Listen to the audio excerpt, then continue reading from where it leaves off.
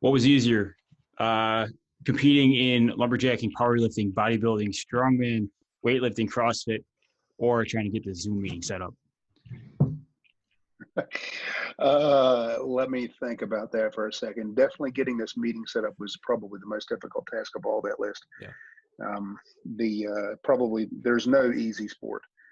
Anytime that you put the effort into doing something competitively, you find a way to, at least I do, put all your effort into it to where you get the most out of it.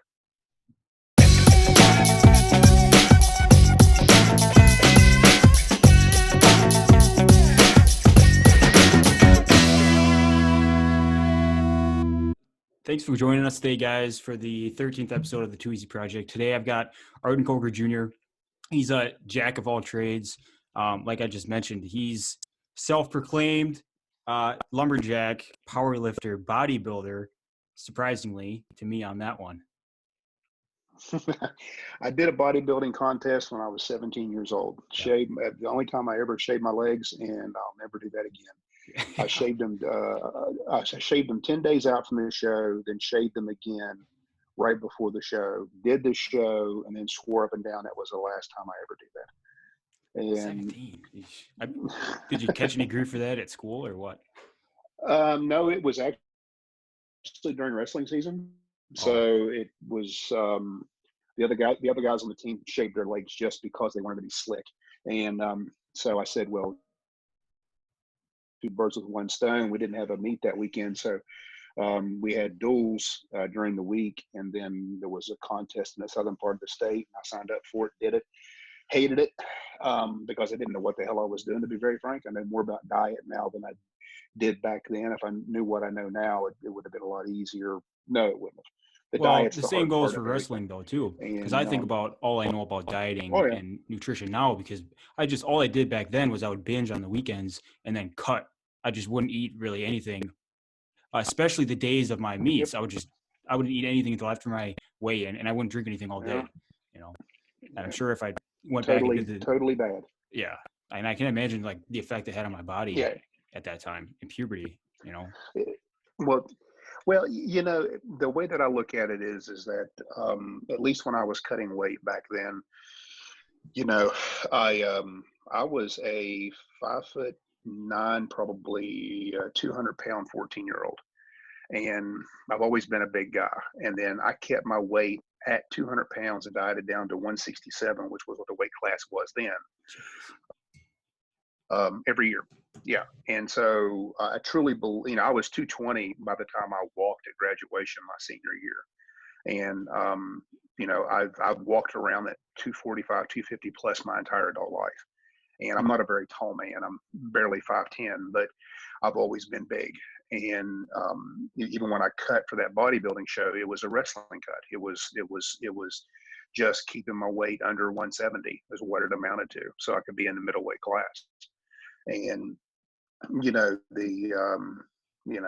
someone's and here in the past probably 8-7 months, I've lost about 45, 50 pounds, and I did it because I'm 51 years old. I didn't do it for any other reason. And I sent a shirtless picture to a good friend who's also my first cousin. And he said, dude, you got to do a bodybuilding contest. And I'm like, no, no interest. I am at this stage in my life, the only thing I'm doing is chopping wood. And I'll lift weights because I enjoy it, but I am not going to lift the weight competitively. And I am not going to put on a pair of Speedos and, oiled up. I'm just not going. Those two sports aren't really hand in hand, right? They're getting oiled up and shaving your body hair, putting a Speedo on and stepping on stage, and then versus the thing that I've always admired about the people who do particularly the weighted events, there's weighted strongman, there's weighted bodybuilding and weighted weightlifting and powerlifting.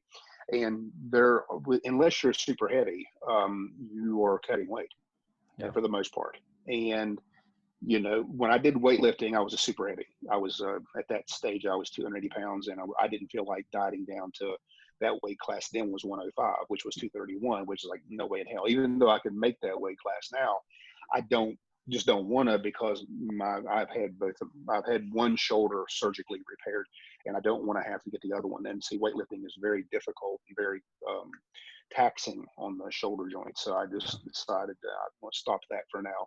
And so I've kind of dipped out of the CrossFit world too, because all of those different things led me to believe. Now, I went down that rabbit hole, each one of those sports over the course of the past 30, 40 years.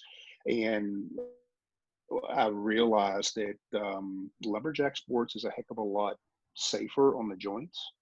And it's a heck of a lot kinder on an older body.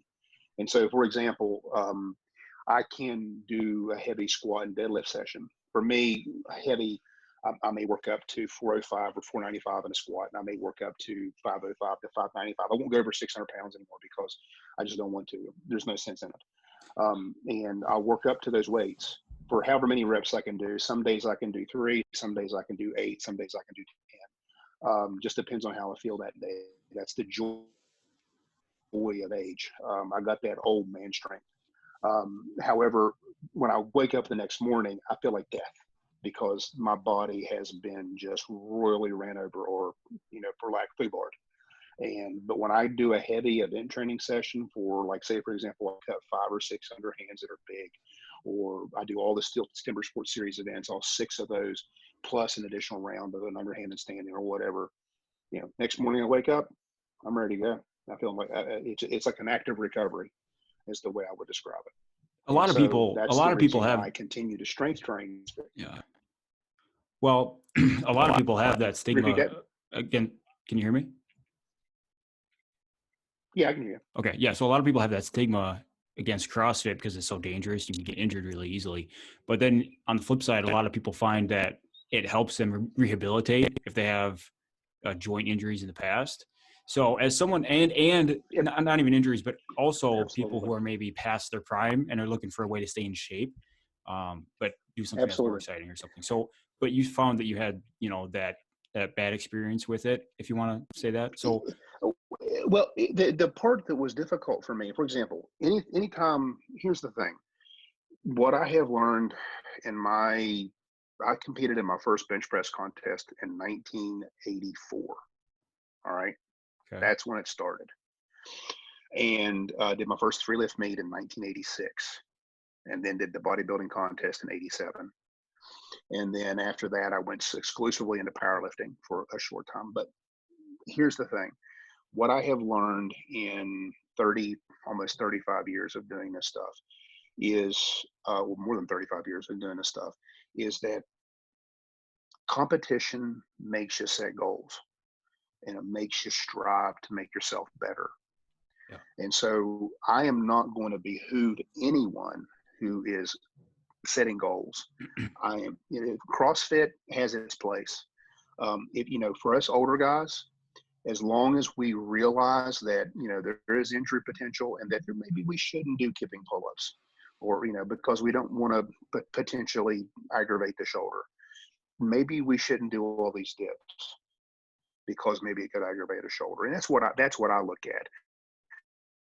I'm very adverse to running. You ask me to run 400 meters, I'm going to flip you off, because that's not going to happen. However, when it all's said and done, the best thing that CrossFit has done, in my opinion, is that it has opened up the eyes of everyone out there of how it's good to set goals, how it's good to be better than you were yesterday. That's the part that I love about CrossFit. That's the reason why I joined the community back in the mid 2000s, because there were people who were goal oriented, really wanting to achieve something and and look at themselves and make a success. Now, when it started evolving into the games and being who is the fittest athlete on the planet, it sort of lost me. And the reason why it lost me is because it no longer became internal, it became external. Yeah. And I am a very internally motivated person. And I believe that if you truly are a good coach, if you truly are a person who cares about the people that you're working with, you want to get the most out of them no matter where they're at, and you want to motivate them. And so I coached weightlifting at several of the boxes for years while I was Olympic lifting, and also did some strongman stuff too, because at that time I was training with the then world's strongest man, Phil Pfister. The only reason why I ever trained with Phil was because he and I are like-minded. His mother is a pathologist and his father is a general practitioner. And he and I are both Mensa qualified. And even though he's only has a degree in English, he's incredibly intelligent. And I have my master's, two bachelor's degrees, my PhD. We are like-minded because we can sit down and have an existential conversation. And you look at the two of us and you'll think bullshit. However, we're able to do that. And we're to this very day, even though he stopped competing 10 years ago, we speak on a weekly basis and we have lunch at least a couple of times a month.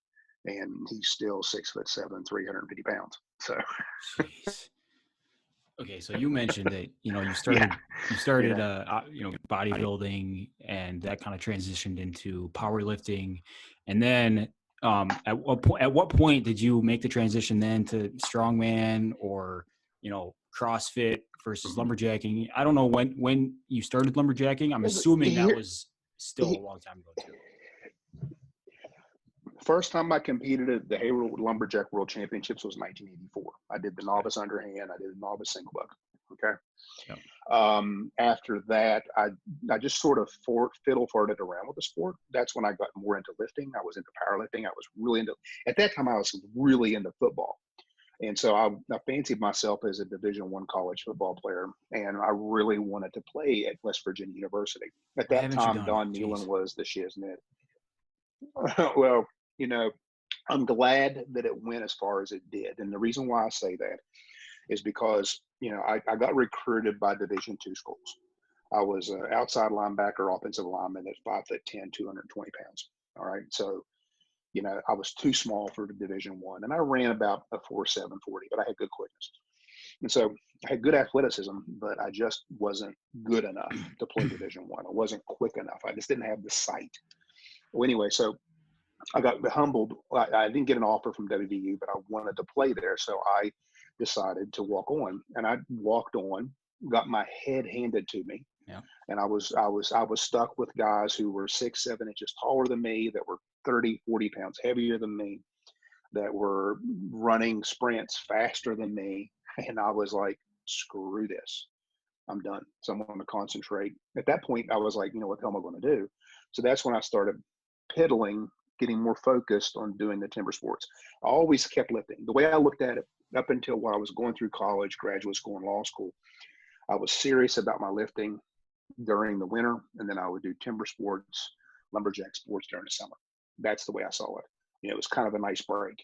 I'd lift all winter, start training for the wood chopping stuff in the spring, do the competitions during the summer, and then when school started back up, I'd start lifting again. And so that's how I did it when I was in college. And then I went to the Royal Easter Show, and my father, well, let me back up. My father wanted me to be more serious about it. My father, he's won multi-world titles at the Lumberjack World Championships. Yeah. My dad he and I are carbon copies. We're carbon copies of one another. We're short, big men. There's no way that I would describe it. Short, big men with heavy arms. And he won the stand-up world title 5 times. He was the only American to win it until Melvin Lentz won it in the early 90s, and then I won it in the 2000s. And then Matt Cogar won it here recently. We're the only 4 Americans in the 60 years of the LWC to ever win it. Oh, Cogar's. And the little fun fact: 41 second place finishes at the LWC. That's me. 41 too many, probably. Place finishes. Oh, yeah, geez. that sucks. Yeah. That's my fault for growing up and competing in the Bullstead Wizard era. And they were all second place as to one of those 2 guys. And so it is what it is. Yeah. I'm still going, and they're both gone. And I'm not saying I can even get close to that level now, but going back where we started, I apologize. I'm going on a tangent. So I did that through college. And then And so when I went through graduate school, my father gave me a proposition. I did not know what I wanted to do. I didn't know. I know I wanted to go to law school, but I didn't know where I wanted to be. Okay, I had near perfect grades, summa cum laude undergrad, summa cum laude graduate school, and I had pretty good LSAT scores. So I got into a lot of really good law schools. I applied to 13 different schools and got into 12. The only school I did not get into was the University of Virginia, which is a top 3 school. I got into 3 top 20 schools, including Michigan, Wisconsin, Minnesota, University of Chicago, etc. And so my father said, hey, why don't you take some time off? You're not going to go to law school for a year. How about you go down to Australia and compete? Go to New Zealand, stay with Cliff and Winnie Hughes, then go over to Australia and stay with Jim Alexander, and then chop wood for 5 or 6 months. And I'm like, okay, if you're paying for the trip, hell yeah, I'm going to do it. Yeah. And so, so he did that. He paid for me to go down there, and I stayed with Cliff and Winnie for 5 or 6 weeks, and then went and stayed with Jim Alexander for 4 months. Went to wood chopping contests out at infinitum, came back, and then went to Europe for about 3 or 4 weeks, again competing, and then came back, went to British Columbia for a couple weeks competing, and looked at my father when I got back and said, I'm going to WVU. I'm going to go to WVU, go to law school, because I don't want to be anywhere else but West Virginia.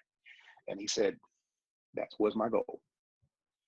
And so, I don't have any regrets of that. And so my father, by giving me that opportunity, showed me how important it was to see the world, see what was out there, experience the world, and just know how damn good you have it at home. And so that's what I did. I went to WVU at law school and decided I'm done with powerlifting. I'm done with bodybuilding. I am done with, I still lifted, but then I just decided to concentrate on wood chopping, lumberjack sports. So that's when I took it seriously, was when I was in my mid-20s. And then that's when the Steel Timber Sports, when I joined it. I did my first Steel Timber Sports series in 87, made the finals in 1993. And then I made the finals all the way through graduate and law school. And then I actually got second place my second year of law school. And who was that too? That was Harry Burnsworth won it that year. That was 1996. And then the next, is that right? 96 or 97? 96, yeah, 97, I got sixth. But, and so when shit got real was when I became a father. And then that's when I had to start focusing on the practice of law. And I did that for about 5 years, but still did the Timber Sports Series, still went to Hayward, did marginally okay. And then that's when I got introduced to CrossFit. And so I started doing CrossFit in the early 2000s. And then that's when I got back in shape. And then that's when I really started getting better at timber sports. How do you think your life would have been different if you hadn't taken that 5-6 months to go to Australia to chop? Do you think you'd be as involved now with lumberjack timber sports? No. If I hadn't done that, I probably would have ended up living in some place like Raleigh, North Carolina, or Washington, D.C., or even New York. Practicing law. Yeah. I would have been a career. I would have been totally focused on my career if I had not done that. My father was brilliant. My father is not an educated man, but he's a very shrewd and successful businessman. And even though he doesn't have an education, he's equally as intelligent as I am, if not more. But he's just not educated. But he's if you count it by dollars and cents and dollars in the bank accounts, he's a hell of a lot more successful than I am. So we'll take it for what it's worth. So it sounds like, you've had over the years so many different, like I said, jack of all trades, master of none. Have you had that thing that you've been focusing on, and that's been your primary discipline over the years? Because the reason, okay, my justification for always doing the different strength athletics, and I include CrossFit in strength athletics. My justification in doing all strength athletics was to further my wood chopping, my lumberjack sports, my timber sports. Yeah, that's what I figured. After I turned 25 years, after I turned 25 years old. And my thought process was this, is I believe that being strong will make everything easy. And it has made everything easy. And honestly, as I mentioned, two great names in the sport earlier, and I'm still standing, and I'm still capable of making the championship finals. So what is behind that? At your, the 30 years of strength training. But that's other people would say that 30 years of strength training would have tremendous pressure and just destroy people's joints. Like you said, you've had injuries. Yeah, that's what people would think. Yeah, here's the thing, is that the more intuitive you become with your training, okay, you have to forgive me. I wish I would have, you just said something earlier. You wish you would have known as much about nutrition when you were in wrestling as you do now, or then as you do now. Yeah, no, exactly. And so being a or a obsessive compulsive workaholic, 2003, I started reading everything I could on nutrition. All right. Reading everything I could on super compensation. I started reading everything that I could on different training modalities. I started reading everything that I could on recovery modalities. I started reading everything that I could on active recovery. Okay, these are all things that were, for lack of a better term, weren't even in the realm of thought until CrossFit came around. All right. And the reason why is because the CrossFit community, for the lack of a better term, is a very educated, high-end group of people. The people that were training at the boxes that I was working at or coaching at were either doctors, lawyers, engineers, professionals of some sort. They had a butt ton of disposable income, and they were all intelligent and articulate. And so in order to have intelligent conversations about health, nutrition, fitness, you needed to be learned about all that stuff I just mentioned. And so I started reading, all the Bumpa treatises. I started reading everything I could get my hands on that talked about, the conjugate method. And so what I learned, yes, I've had to have a shoulder rebuild. Okay. However, I was able to compete at the Steel Timber Sports Champions Trophy 5 months after having my shoulder rebuild. All right. And the reason for that is because I got myself as strong as I possibly could before I went under the knife.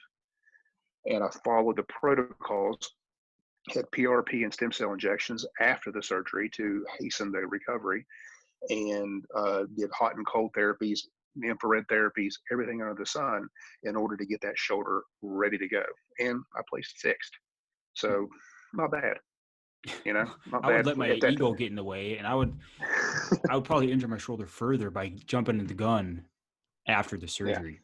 Because exactly, that's what that. And so the reason why I mentioned, the more experience and the more you learn, the more intuitive you become.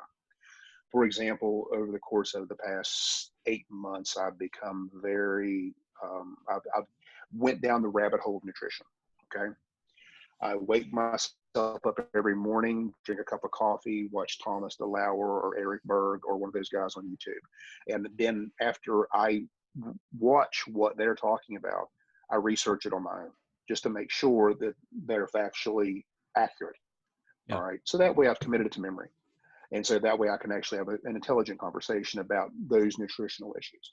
And so in the process of, introducing intermittent fasting and low carb keto to my nutrition world.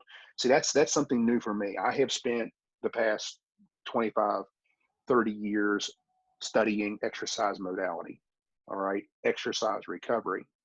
I've only dedicated the past probably 7 to 8 months in studying exercise nutrition.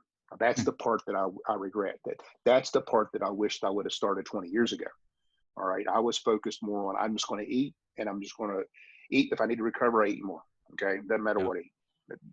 And I didn't really give it that much thought. That's something I sort of regret. However, I'm still going. So, I'm going to take it for what it's worth. And you must be doing something right. It just, I, I don't know if I'm doing it right, but it's working for me. yeah. And I get asked to speak about health, nutrition, periodization, and the walk the walk, talk the talk is from an athlete standpoint. And basically what I tell people is that, you can have a coach, you can have someone yelling at you, you can have someone doing your programming for you. However, that's all well and good. That's a lot of money you just spent. All right, straight up. But it's you who's doing the work. It's you who's putting that stuff into your mouth. It's you who is being accountable to all of the things that are written down for you to follow. Yeah. And so to me, it doesn't matter. It doesn't matter shit. It's about sustainability. Find a program that works for you and do it. Yeah. The hardest part is straight up, in my own experience, the hardest part is not the training. The training is easy. The hardest part is the damn fork going in the mouth. That's the hard part. Or keeping it out. I was hanging out with for Phil me, Fister. it's keeping it out of my mouth. Exactly. Yeah. Yeah. Exactly. When I was training with Phil, Phil is, like I said, when he competed, he was 6'7", almost 400 pounds. Okay. And I'm 10 inches from here to here. I have large hands. He's 14 inches from here to here. Okay. Put it into perspective. All right. His hands are ginormous. And I could play basketball when I was in middle school. Phil makes my hands look like a boy's. But Phil had to eat 8,000 to 10,000 calories a day. He had to. And he was drinking heavy cream. He was just a whole freaking liter of heavy cream just sit there. Go. And I'm like, oh my God. But that's what he had to do because his body needed that. Because when you would run a circuit of stones from 200 pounds up to 400 pounds and then have to do it again 5 minutes later because you want to be conditioned, oh my God, you don't know how hard that is. I mean, it's like I never could get the 400 pounds up onto the platform, but I could do everything up to the 400 pounds. And, I've seen, I've seen videos of like Brian Shaw or Eddie Hall now, like those strongmen these days, of their diet in a day and how many calories they eat. But I saw Eddie Hall had like a video where he met with his doctor, and the doctor said, you can't go below this body fat if you want to sustain the muscle and the stress that you're putting on your body in these strongmen. You have to eat, not only just to provide the energy for what you're going to be doing, but you need to maintain a certain body fat percentage. Otherwise your structure is just, your skeletal muscles can't. Exactly. And that's where I got lost. I'm going to sit here and admit I have egg on my face. I got lost in that regard. I was eating way too much for what I needed to be doing. Yep. In regards to lumberjack sports or timber sports. I admit that now, and I can't go back and change it, but I have now. I have since dropped from 307 now 237. And that's in months. And and here's what's messed up about that whole process. I've lost 70 pounds. I can still do 595 for the same number of repetitions in the deadlift. All right. I can do a butt ton more pull-ups. And so I'm as strong as I need to be to swing a 7-pound axe. How do you think it's affected your athleticism though? Because when people think of a lumberjack, they think of these big burly guys. And then if you losing 70 pounds, how has it affected your lifts? You just said you haven't lost your strength, but if you know what I'm trying to ask. I know exactly what you're trying to ask. And as far as lumberjack sports is concerned, I pulled out coach's eye. My up hits are 8 inches longer. My down hits are 7 inches longer. My underhand, because my belly is no longer in the way of my recoil. All right. Okay. Seriously. When I first started lumberjacking 6 years ago, I watched video of you, and you had such a short, fast swing. And I just remember putting that. I don't know if it was because of your range of motion, because you were, so heavy back then or whatever. But. Exactly. So like in the underhand, mine is much longer. Now I've slowed down the hit cadence. And the main reason for that is that the days of how, do that short, fast swing, that's pretty much well over for me. And the reason for that is I'm 51. I just, even though I'd like to think I'm as physically strong and I still have that supple, fast twitch muscle fibers that delivers that axe with all that power, it's not going to happen. I have to accept that. So I'm altering my technique on purpose to give me more longevity in the sport. And so that's the reason why I've lost the weight, is to improve my mobility, to improve my athleticism, to, not die, for lack of a better word.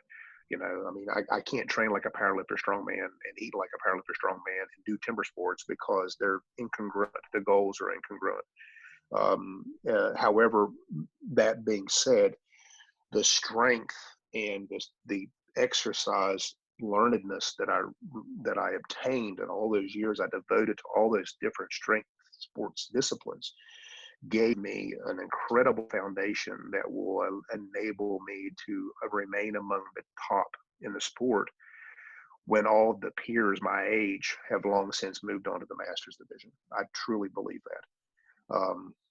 It's that's the fact of life, and the fact that my father was able to remain competitive into his 50s gives me to say that, I've got good stock.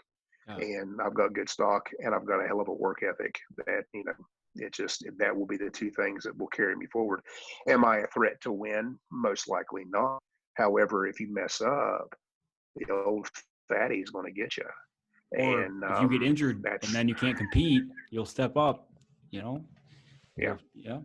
Yeah. So onto the longevity, I saw a interview with Betty White a few years ago, and obviously I don't know how old she is now. It seems like she's been old my whole life, but she said in the 94. Yeah.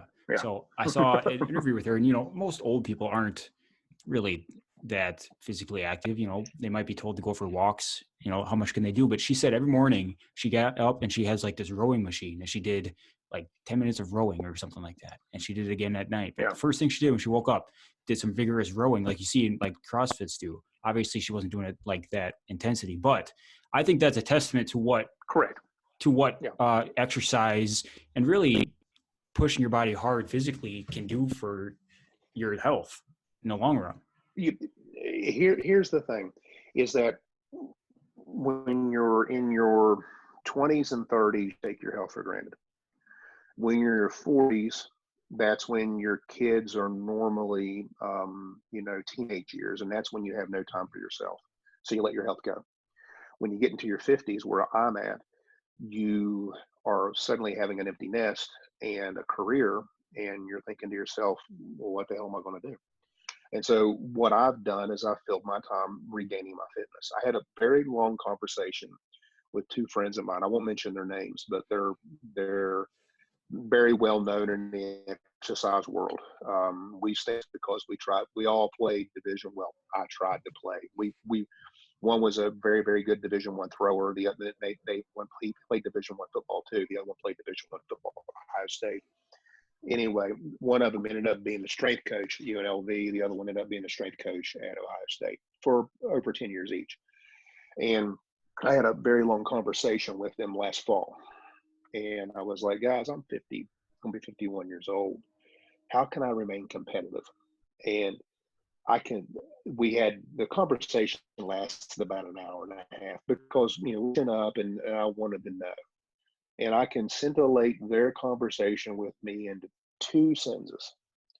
One, up the volume. All right. The older you get, the more you need to do. All right. Second thing, don't be a pussy. Don't be afraid. You have to sit there and you got to put the work in. You have to work doubly as hard once you go past 40, 50 than you did when you were in your 20s or your 30s. How do you reconcile recognizing your limits though as you do get older? Or it's called increased volume, decreased intensity. Okay. So if you have a 1 rep max of, say for example, on the bench press 300 pounds, a young man would pyramid up however you want to do it. But a theoretical person who could bench press 300 pounds should be able to do 225 for a set of 10. Should be able to do 245 for a set of 5 to 6. Should be able to do 275 for a triple. All right, that's theoretical, and most people would fall into that. Deviations there, but like what I would be looking at if I could bench press 300 pounds, I'm not gonna. I'm gonna go to up to maybe 205 and do a butt ton of reps. Probably do 10, then do 10 again, then do 10 again, then do 10 again, then do 10 again, and then do 10 again. So you basically, the time under tension has increased. All right, that's the concept. And obviously there's different modalities of the rep range in regards to the time under tension from the positive versus the negative with how much you pause during lockout or contraction. And so basically what you want to do is you want to increase the total time under tension so the muscle gets more stimulation with less intensity, which means that there's less chance of getting an injury by pushing the intensity levels, but you're still getting an expanded time under tension. Does that make sense? Yeah, totally. Okay. Yep. Okay. And so that's the concept that my two friends basically explained to me, is that, slow that shit down. You don't have to lift that heavy. Slow it down. Focus on the contraction. Get your fat ass in shape. Do more cardio. Those are the certain things that they tell. And now I'm sort of a cardio bunny. I enjoy an hour-long session on treadmill at max incline. I enjoy that. All right, at a 3.8 to 4.0 clip. Yeah, freaking my heart rate's at 170, which is my theoretical max heart rate for 53 freaking minutes. And I love that. If you would have told me that 3 or 4 years ago, I'd be like, I'll get my cardio from doing sets of 10 with 505 or something like that. No, it's different. I do 505 now. My heart rate gets no more than 135. Probably doesn't even get over 130. I don't even get into the cardio zone on my Fitbit, which I love these things. This right here has helped me, and the app it's associated with it has helped me do an accurate food diary. And it every morning when I wake up, I got to do it all over again.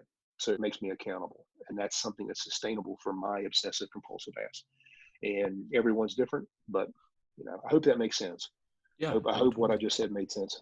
Yeah, because I mean it's like, I have spent a lot of time, and see what I have done with my lumberjack sport training is I have implemented the same sort of periodization scheme with the intensity. Okay. The cool thing about lumberjack sports is that, with the exception of climbing's different, in my opinion. With lumberjack sports, climbing, to me, if you're climbing a 60-foot pole, I don't even think you need to train for that. All right. I really don't. If you're climbing a 90-foot pole, yeah, you need to train for that. All right. Because that last 30 feet, that's death. All right. You need to be prepared for death. I can tell you that. Because especially those last 10 feet, that's when the rubber meets the road. That's what separates the men from the boys. And so, yeah, you need to get ready for that. But a 60-foot climb or a 40-foot climb, no, just go. That's a walk in the park. For me, it's like cutting a 14-inch underhand. That's a walk in the park. Cutting a 14-inch underhand and standing. That's a walk in the park. Cutting a single buck after that 14, those two blocks, that's something I got to get ready for, because that's going to be really freaking hard. Okay. That's the concept, we're getting more into these endurance based races, at least from a Steel Timber Sports. They have the Champions Trophy, and I love that race. And so that's an event you need to be ready for. You just can't show up and do it, because you can do it once. You got to do it again in 10 minutes. And then if you're really good at it, you get to do it again in 10 more minutes. That's where the rubber meets the road, is that third race. That's what you're training for. You're not training for the first or second race. You're training for the third race. It happens in 30 minutes. Okay. So knowing that, what do you have to do to periodize your training in order to be ready and to be able to take that from a lactic threshold and from an anaerobic threshold, because when you're doing that, you're anaerobic because your heart rate is tapped.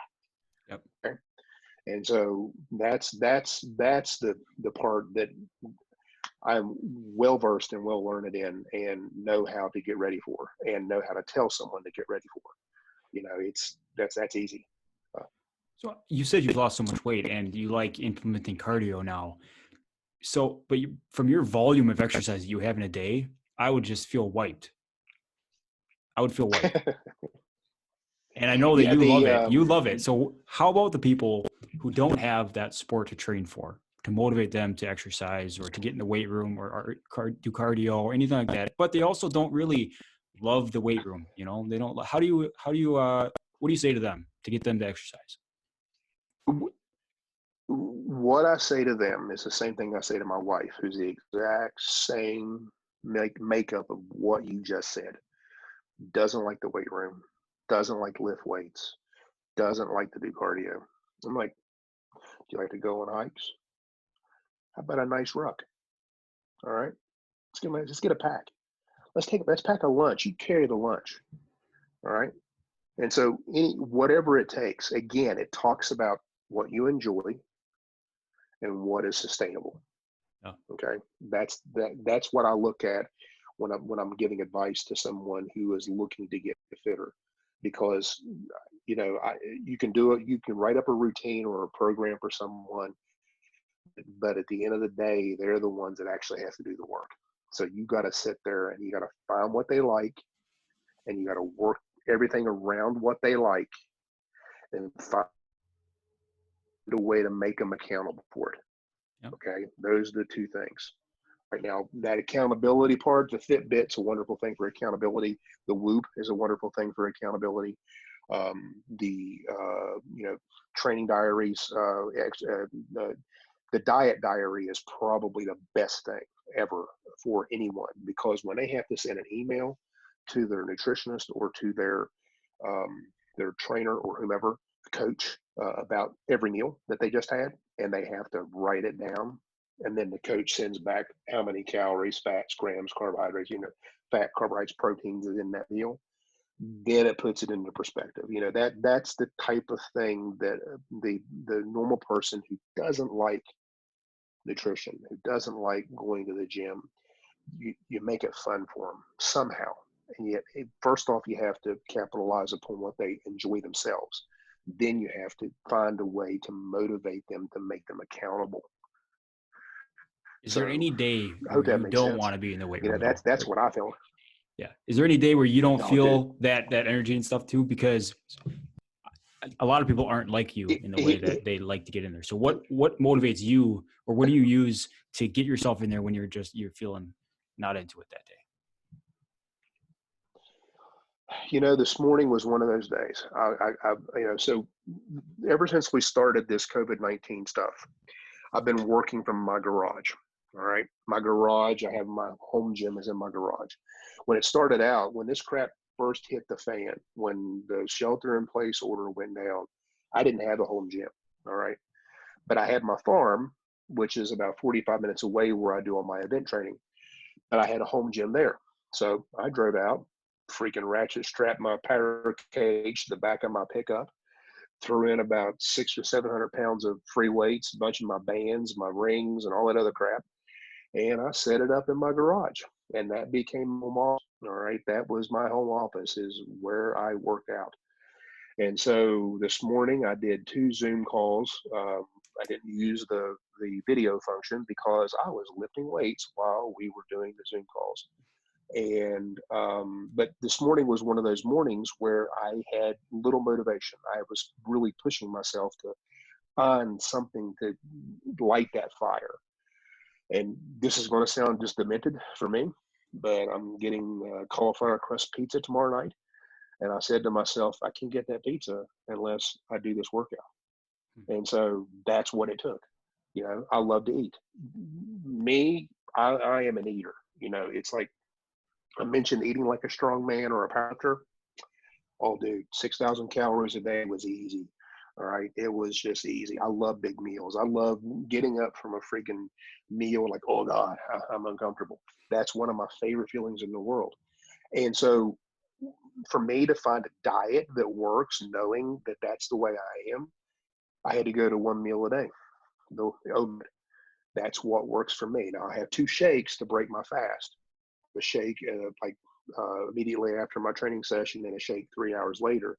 Then I have my 1 meal a day in the evening from like 5 until 6. I basically have festive feeding for an hour. And so that works for me. Will it work for somebody else? No. But the motivation that I had was that freaking pizza. I know that sounds horrible, but again, that's me. I love to eat, and I'm looking forward to that buffalo chicken pizza. It's just, it's, I can see it right now, whatever it takes. You know, not everyone has something that's a vice or a crutch or something like that. Use it for a motivation, however you can. You know, I used to joke that my wife, when my wife used to smoke, and we used to joke that when she turned 60, when we both turned 60, she gets to start smoking unfiltered Marlboros, and I get to go to the Life Extension Clinic and get on the Barry Bonds program. And so I'm going to hold her to that. I'm going to be jacked and tan at 60. So. Oh, good thing they don't test in the timber sports. Yeah, well, that's just it. It would be I would have a slip from my doctor. It would be medically necessary, so I would be able to have a waiver. So I'll edit this part out so they don't hear it. any medically necessary medication, you can use that for a waiver on any drug testing protocol. Straight up, that's the way the WADA works. Sorry, I've done my research.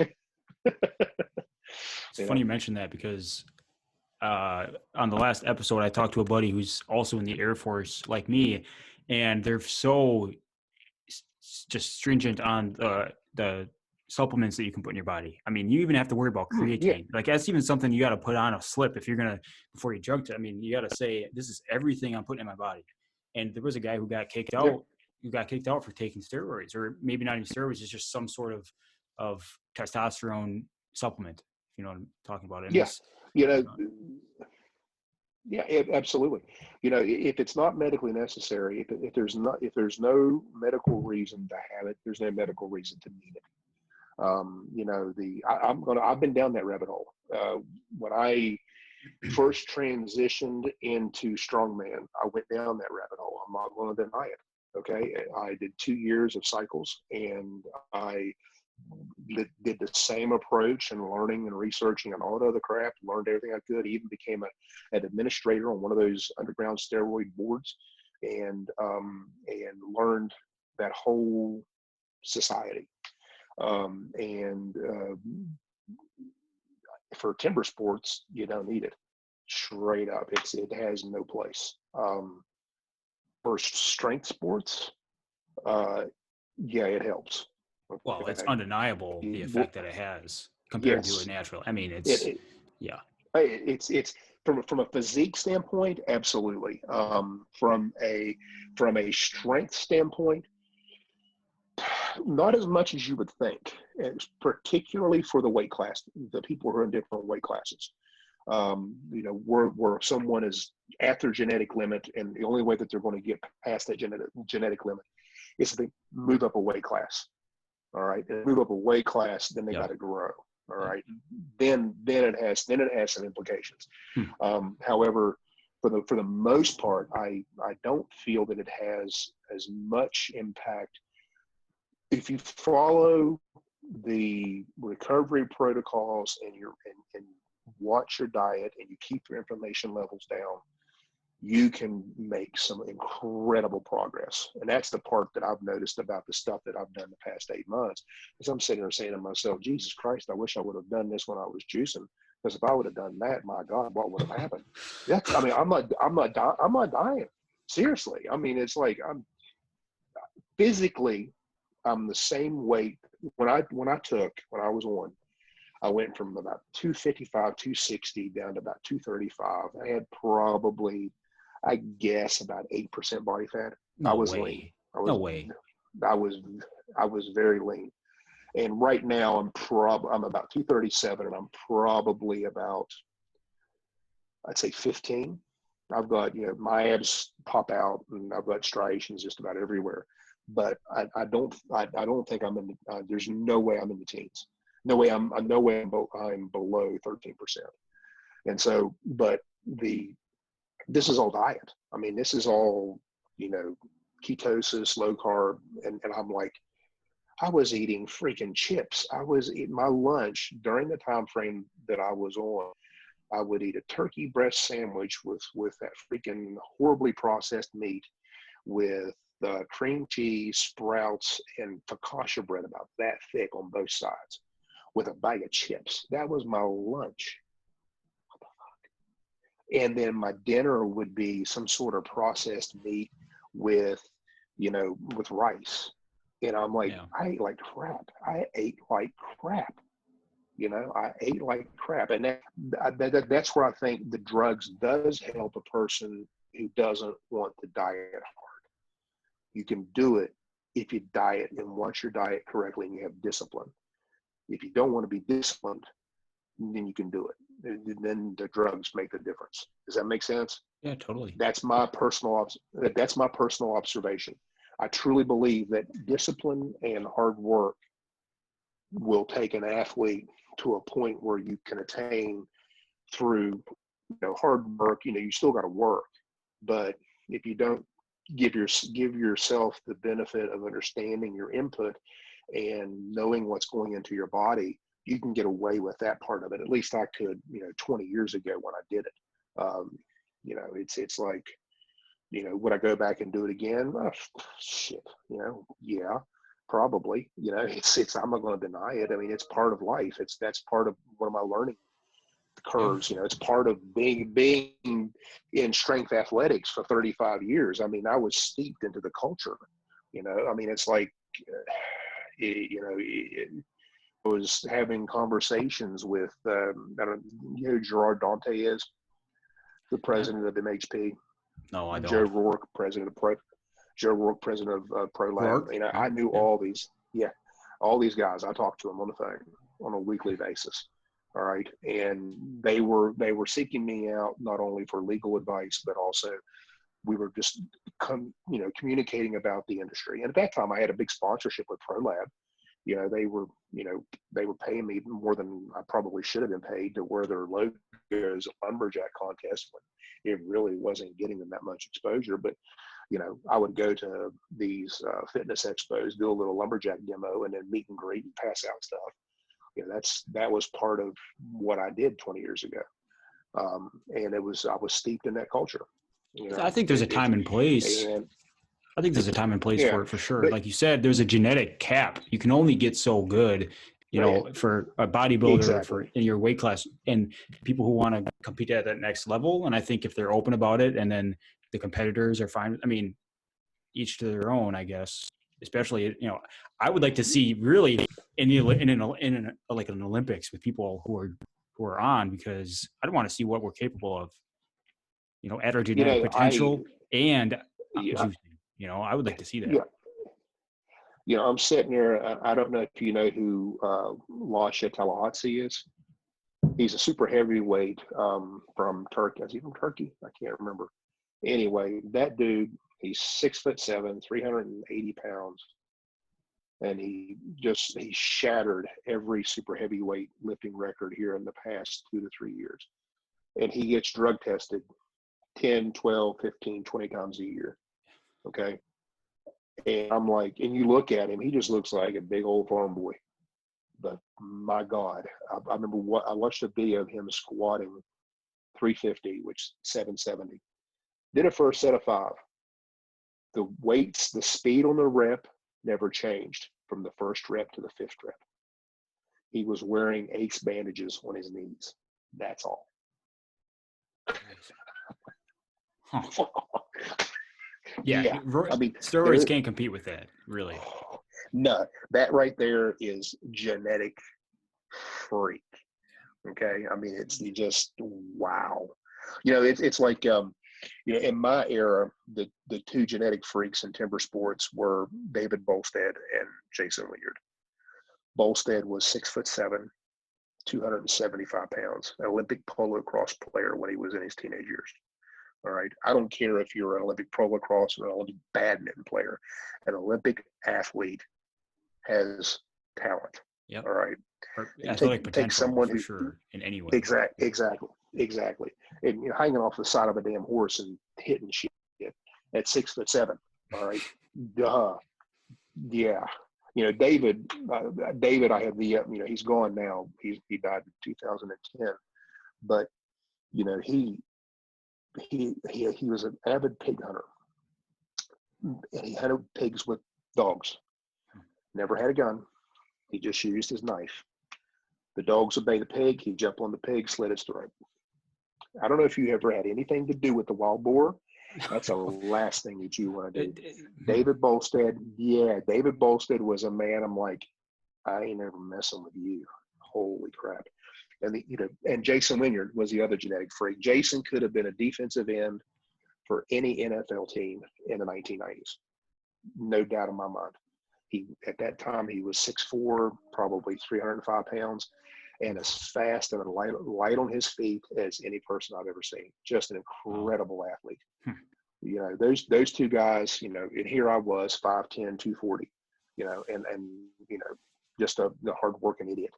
And I was able to keep up with them, get past them every once in a while, but competing against them at their heyday and their best in their era, they were the Lost Tallahatsees of my era. And holy cow, they were just, in the strongman world, they would be the Hafthor Bjornsons. I mean, that's, he's just out of this world. He looks like he's something from a historical like Viking show or something, if you know what I'm talking about. When do you see a 6'9" man look like a normal human? Yeah, it's proportional, but also bigger. Yes. Yeah. It's like Phil Pfister. Phil's my frame of reference because he was, to me, was just a normal guy. But like anyone who ever met him, they're like, oh my God, his head's the size of a barn. And my mother described it perfectly. One time he walked into a doorway, and he was probably 150 feet away. And she was like, oh, wow, he's a very large man. And he's walking toward us, and he keeps getting bigger. That's how I would describe Hafthor, and that's how I would describe Brian Shaw. And Eddie's not as tall. I've met Eddie, but he's not as physically imposing as those two guys. And I've not met Martin Likas, but the world's strongest man was in West Virginia in 2008. Phil introduced me to, all those guys. And I trained with Dave Ostlund, and I trained with Travis Ortmeyer, and I trained with, what was his name? He was another one. Can't remember right now, but I met Mariusz Pudzianowski. Mariusz Pudzianowski is a very small man. I was surprised. I did not realize how little he really is. He weighs almost 300 pounds, but his hips are only about that wide. He's got real tiny hips, and he's got real tiny hands too. And then Mark Felix, he's an older person in strongman. He's the only man I've ever seen that had 8-inch freaking fingers. I mean, I was just like, oh my God. But that's genetic freak. That's the people you're like, drugs really doesn't matter because they are so off the spectrum in regards to their physicality and their physical potential. As long as they apply themselves, they can do it. It's the people that don't have that physicality that have to put in a shit ton of work, have to study all the diet, they have to study all the exercise modalities, they have to sit there and figure out what works for me and how can I progress and become better. I always tell people that if you want to get fitter, set a goal. All right. Make that goal, put that goal somewhere where you see it every morning when you wake up. That's a very important thing. To me, my goal has been to get my fat ass back in the Steel Timber Sports finals and to make myself relevant again. I had a very poor showing in 2018 or in 2019. And so I wanted to rectify that. And that's one of the reasons why I lost all the weight. And so that's probably the underlying motivating factor. And here we are, we're sitting and we'll probably won't have any competitions at all during 2020 because of COVID. And I'm going out and training twice a week on my farm. And the reason why I'm training is because I love it. I'm training because I want to do it. I'm training because so what? I'm training for 2021. I'm okay with that. To me, it's like I'm finding excitement. And tomorrow I'm going out to my farm to work from farm, where I'm doing a massive document review for one of my litigation cases, wherein I will intermix white oak with white pine. White oak is one of our hardest hardwoods, and I'll cut a hardwood first, and then I'll cut a softwood afterwards. And you would not believe the difference. It's like, you cut that hardwood and you're like, Jesus, I want to die. And then you cut the softwood, like, oh God, I want to cut another one, Yeah. And so, the hardwood really makes you hit your lines too. You got to really hit it right. Oh, absolutely. Makes you do, it makes you do everything absolutely correct. Yeah. So then when you go back to the softwood, it's even better. Absolutely. Oh. So I don't know. I hope I've answered. I've answered some of your questions. You I have. don't know if I have. No, this has been great. Honestly, I just wanted to go back over and recap what we learned. So sustainability, I think, is the biggest thing, and that's something I've talked about in the past too. Sustainability. If what you're doing isn't sustainable, find something that is, because you're gonna have, like with steroids. I mean, it might be the best thing for someone at the time, but is it sustainable? No. It exactly. is absolutely not sustainable. Exactly. It's not. Yes. And so is there a time and place for it? Yeah. Yeah. Theoretically, there's a time and place for it, but it is not sustainable. No. Any person who does it needs to understand that up front. Yeah. All right. And it's too bad. I'm not even going to go into the legal repercussions for that. Yeah. But it's too bad because these days you see all these fitness Instagrammers who have these amazing physiques and things, and they're getting paid by these sponsorships, and then you have these naive, gullible young teenagers who are looking at these people and thinking, how am I supposed to get that good? And you see these young kids taking juice. I've seen it. I've seen videos and articles, and the transformation afterwards is amazing. But I can't imagine, the wreck that they're doing to their body. It's just too bad. Yeah, the best way I would describe it, the only way that I would ever advocate it, is if you were working with someone who had 20 years of experience training under the belt. Okay, because 20 years of experience of training and competing. Yeah. All right, and the reason for that is because they have already met genetic potential. That's a person who, in my opinion, would be an ideal candidate, because that may get them through that plateau. All right. Yep. That's the only time that I would ever advocate it. But you have to have, the problem with what you just said is that these young people who don't have that experience, who don't have that knowledge, they do it, and then it becomes an addiction. All right. And then it turns into something else. And then it turns into something else, and it snowballs out of control. It's nothing more. If a person goes into the situation or the idea that this is just a supplement, this is to help me through X, it's doable, but it's not sustainable. It's nothing that's going to stick with you or stay with you, because it's like at the end of the day, your body's going to strive for homeostasis. And it's going to push you back to that genetic set point. It's a fact of life. Yeah. You have to accept that. Something I think about with almost anything that I, fitness related, diet related, is if I stop doing this, whatever I decide to start doing, if I stop doing it at any point, is it going to have a negative effect? As in, like, am I going to regress back to a worse condition than I was before? Or is it going to be disheartening to me? Because if I go on this extreme things like steroids, maybe off my cycle, I'm back to normal, no harm, no foul. Just say it.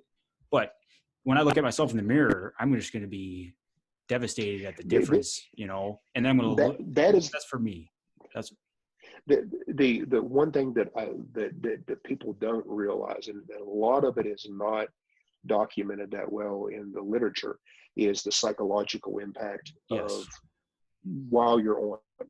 Okay, because the compound does increase, and then that's what feeds the addiction, unless you have the background and the knowledge of diet, nutrition, and training to carry you through those hard times when you're fighting that depression afterwards. Okay, that's the hard part, and that's the reason why it's not sustainable.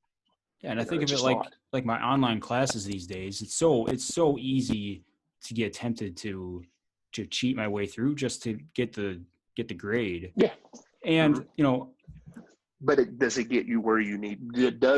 Will you benefit from that process? Well, yeah, I mean, maybe the end result is the same as I get a good grade, but I also could get a good grade and feel way more accomplished and proud of myself by actually working towards it without cheating, if you know what I'm saying. Exactly. At the end of the day, it's all about the work. Yeah. Did you put the work in? That's at the end of the day, when push comes to shove, can you look at yourself in the mirror and say, I earned that? And that's, to me, is more important than anything, is being able to say that myself, say that in the mirror. And at this stage of my life, abso-freaking-lutely, I'm a workaholic dumbass, and I'm going to keep on being a workaholic dumbass for as long as this whole body will let me do it. And when it doesn't want to let me do it, well, then I'll find something else to be a workaholic dumbass in, whether that be shooting, gardening, hell, I don't know, but we'll find out what that is when we get to that part of my life. I'd like to see the big strongman powerlifter lumberjack start doing gardening. That'd be funny. I see that. Well, in that regard, my wife and I took a retirement class about probably 8 weeks ago. And it was more than 8 weeks ago. It was about 6 weeks before we went into this shit. So 12 weeks ago. And we were asked, I have an MBA in finance. Okay, an MBA with concentration in finance. So I know about retirement planning and all about that crap. I know how to manage money, yada, yada, yada. But I'd never been asked, what do I want to do when I retire? The first thing that I wanted to do when I retire was have a garden. I want to have a garden. I want to be able to grow the stuff that I put into my body. Sure. I want to know what's on it. I want to know if it has any fertilizer on it. I want to know what it is. That's in this delve into nutrition this rabbit hole that I've gone down in regards to educating myself on food. It has made me realize, the stuff that I'm eating right now, I got that at Sam's Club or Walmart or Kroger's or wherever, but I don't know who picked it. I don't know what they did to it. I don't know what happened to it from the time that it got picked to the time that it got here. And that's you might be told, be able to control. You might be told that it's, this happened to it, but you never know, because the whole, the wording, like, natural or, uncaged, all that stupid stuff. It's never exactly what you think anyway. But exactly. I want to say one more thing. So about the work that we were talking about, and that's kind of what it all boils down to, is the work that you put in, is that a lot of times people, they say, well, how do you be happy? Well, like, you see these rich people, they have all the money, they're not happy. You see these poor people, they can be happy sometimes. It just seems like everybody, you can be happy at any stage of life. You can be, but I think what it boils down to is, are you happy with what you've done with your life? So, for example, if I wake up in 20 years and I realize that I haven't reached my potential, I'm probably not going to be very happy. No matter if I make this much money, no matter if I have a certain physique, if I've done the best I can and worked as hard as I could to be where I am, I mean, that's all I can ask myself to do. And I think that's what's going to make me happy. What I did, I have two daughters. One is, how old are you? I'm 21. 22. I just turned 22. I forgot. I have a 23-year-old daughter, and I have a 20-year-old daughter who is 19, soon to be 20. And so I have raised them both the exact same way. And basically what I told them is this: most likely, the thing that you love, the thing that brings you the most joy, you're probably not going to be able to do that as a profession. Okay? Straight up. I think you shouldn't either, because it's going to take away the joy of it too. Yeah. Exactly. Yeah. What you need to do is you need to find a career that allows you the time to be able to do the thing that you love.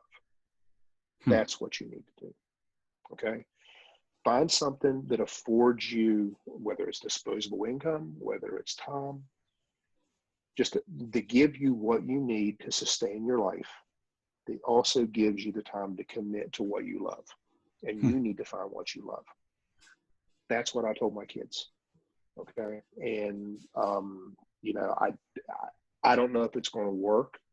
But it's sort of like what my dad did with me. He basically, when I was growing up, my dad basically said I could be a doctor or a lawyer. Pick one. Yeah. And I was like, why only those two things? He says, you got a good head on your shoulders and you remember everything you read and you annoy the shit out of me. You got to be one of those two. And so I said lawyer because I hate hospitals. And then that's basically why I became a lawyer. And I love the practice of law, but it's not my passion. Yeah, my passion is timber sports, lumberjack sports. I love being in the woods. I love having an axe in my hands. I love running a chainsaw. I love the sport.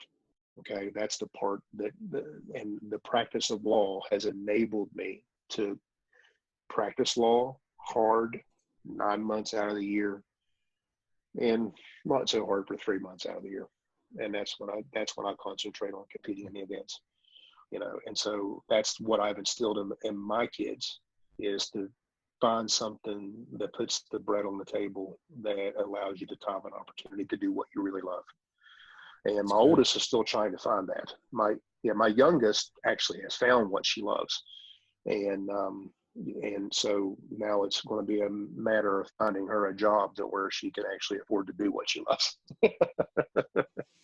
So we'll see what happens. That's good. I love that. Well, I can't even describe all of what I've learned today, or what hopefully anyone who listens to this could learn from this. But sustainability, like I mentioned, finding motivation to get out of bed or get out there and do whatever you know you need to do.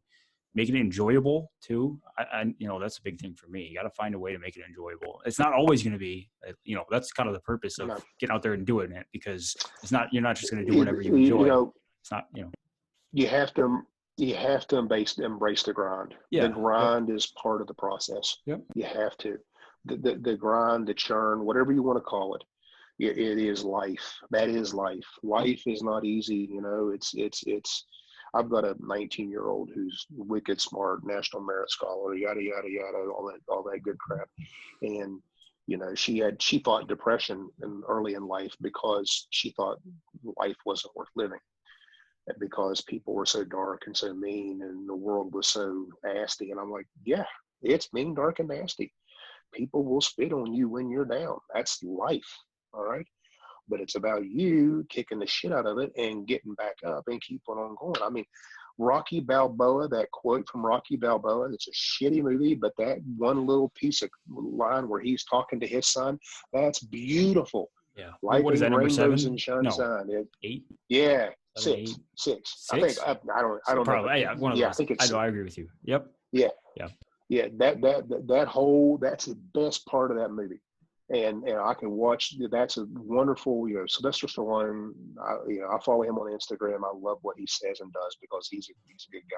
Have you seen that video of him when he was younger, explaining?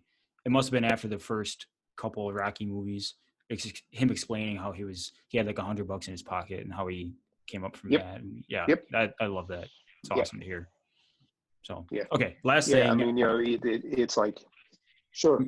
Yeah, no, go ahead.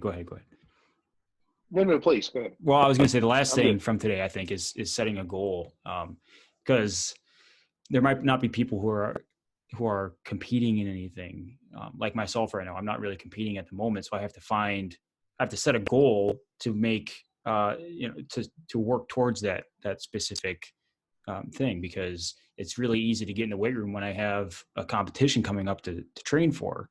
But it's not so easy to get in the weight room when I don't have, It doesn't matter what the goal is. It doesn't have to be tangible. It doesn't have to be a date on the calendar. It doesn't have to be a number on the scale. It doesn't have to be anything like that. Just pick something. Yeah. Pick something and work toward it. That's the main thing. The hard part that people often forget is that it's about the work. It's about the churn. It's about the grind. To see what you got in the tank, to see what you're made of in order to get from point A to point Z. Yeah. And to me, that's the part that I love. You know, it's like, to me, getting up every morning and looking at my Fitbit and saying, oh shit, I got to freaking, if I'm going to eat a lot of food today, I got to work my ass off. You know, that's the part that gets me going. And so, you know, that's me individually. I don't know if it would work for anyone else, but. Well, I heard someone, every morning, wake up. I heard someone once, they said, what gets them to do what they're doing isn't something like, I want to be athletic. They said, instead, this is just an example they gave. They said, I don't want to be athletic. I instead think of it like, I want to be an athlete in the way that I'm going to live like the lifestyle that promotes, you know, being an athlete, instead of being like, I have this specific goal in mind. It's like, I'm going to live it as a lifestyle. Absolutely. You know? Yeah. So. Absolutely. No, you just, yeah. Well, thanks for coming on, Arden. And well, I appreciate. Yeah, my pleasure. It's hard to recap what we just talked about, because we talked about a lot of awesome stuff. But thanks for coming on, and we'll touch base soon. That sounds great. I appreciate the opportunity. And if anyone wants to follow me on Instagram, it's just Arden Cogar Jr. Or, you know, and I basically put up my training videos a couple times a week, and sometimes I'll throw in a silly lifting video, a bunch of pictures of my cat, because that's the shit that means a lot to me. So, I saw one today on your story, right? Was that yesterday? Yeah. Me doing pull-ups for time, and then freaking the cat sleeping. Yeah. My cat is my training partner. I usually pretend that she's saying the things that my father said to me when I was growing up. The two most often quotes was, "You're not tired yet," and "Now's not the time to be a pussy." So yeah, that's how I grew up. And your cat's telling you that, huh? Yep, exactly. All right, that's awesome. All right, Arden. Well, thanks for coming on, and I'll talk to you later, huh? Pleasure. All right, bye. Have a good one. Thank you very much. Bye now. No problem.